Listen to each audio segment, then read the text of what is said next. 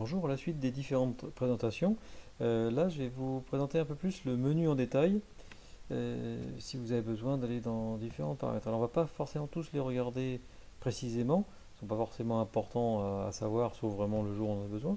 Donc quand vous êtes dans le menu général, avec cette touche-là, vous avez tout ce qui est lié à la sonde. Donc là logiquement vous n'avez pas besoin des trois premiers, puisque vous le faites automatiquement, on va dire l'appareil permet de le faire automatiquement, tout ce qui est détection de la sonde, pour mesurer son relais, mesurer sa fréquence, tout ça, ça se fait vraiment tout seul très très bien. Ensuite, si vous avez besoin de faire l'étalonnage en vitesse, bah, c'est ici, matériel d'ajustement, et là vous pouvez faire votre étalonnage. Donc là, si je mets sur 10 mm et que je règle la valeur à 10 mm, hop,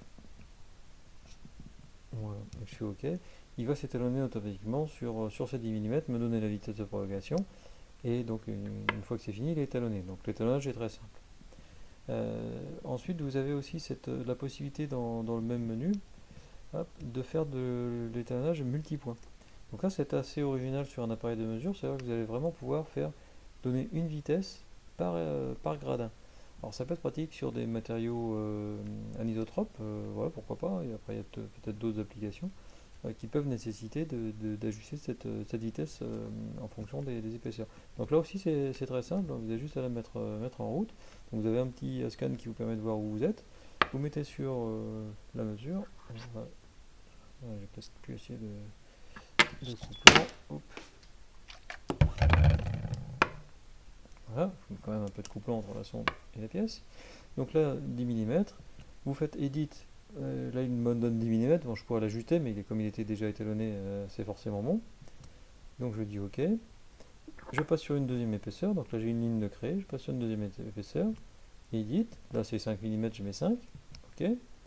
J'ai donc une deuxième ligne, et une troisième ligne sur par exemple de 2 mm, Edit, je lui dis que ça fait 2 mm, ok.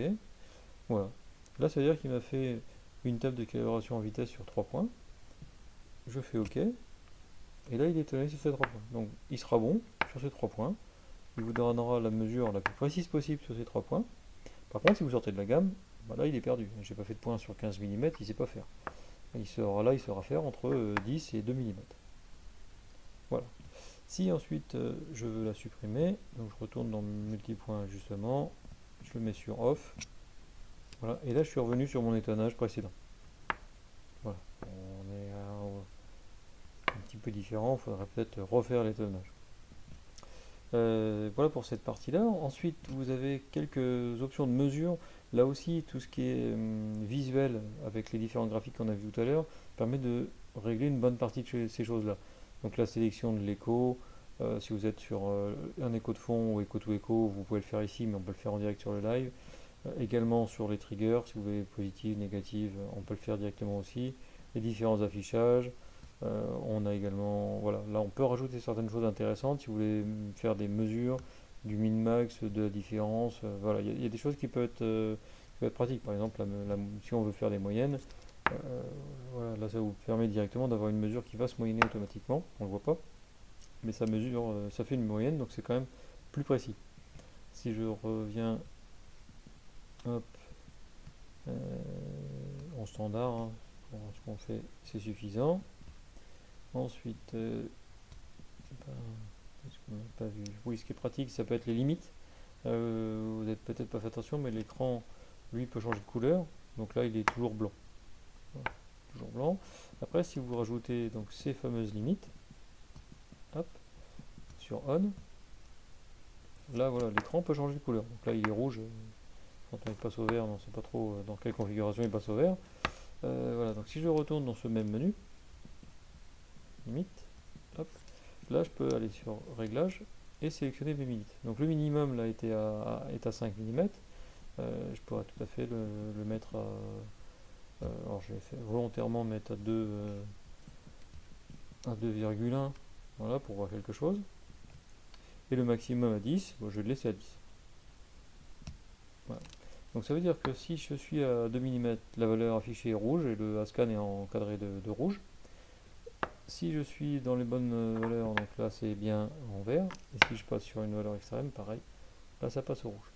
Donc ça peut être pratique pour alerter d'une mesure qui est hors tolérance, sans avoir besoin de bien regarder la valeur. Ensuite, matériel, donc là c'est savoir si vous voulez mesurer une vitesse ou mesurer une épaisseur. Les unités, vous pouvez choisir bien sûr d'afficher le micron par exemple, ou de le mettre en pouces, après en mettre par seconde ou en microseconde. Bon, souvent on affiche le centième, le micron il est quand même un peu plus compliqué à obtenir précisément. La mesure de la porte, donc souvent on le laisse en manuel. Automax c'est une fonction assez particulière, je ne vais pas la détailler ici. Et puis pareil pour tout ce qui est mesure, min-max, on le fait directement en visuel, c'est quand même bien plus pratique. Euh, la sonde, vous avez également possibilité de voir les fréquences, les retards, le type. Ça aussi vous l'avez directement sur l'appareil.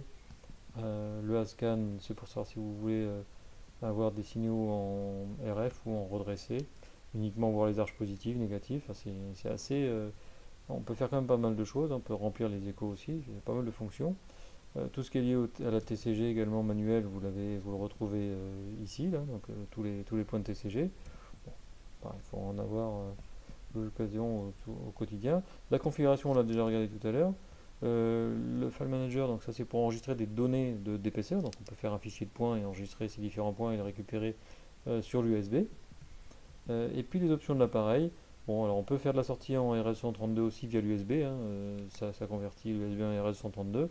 On peut régler le pas de gain, on peut régler les rétroéclairages, la langue.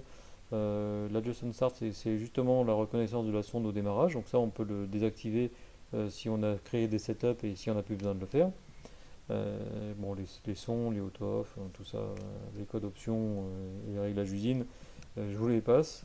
Voilà, donc là ça vous montre vraiment tous les menus, c'est un appareil quand même très complet, au final simple d'utilisation, bien sûr c'est des ultrasons, donc c'est pas un pied à coulisses, ça demande un certain nombre de connaissances pour les réglages et en fonction de la complexité de la mesure à réaliser, il peut y avoir un peu de temps à passer pour arriver à faire le réglage qui va bien et à l'enregistrer.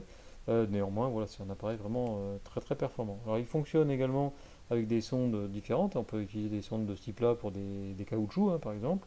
Des sondes plus haute fréquence, plus petites, si on a vraiment des épaisseurs très fines, ou des sondes sans relais, si on veut faire de la mesure, pas forcément très très précise, enfin, on va être quand même à quelques centièmes près, mais on sera moins précis qu'avec ces sondes-là, et sur des épaisseurs un peu plus importantes. On ne va pas descendre à 0,5 mm avec ces sondes-là, par contre là on va y arriver sans difficulté si besoin. Voilà pour la présentation de toutes les fonctions dans les menus un peu avancés. Merci, au revoir.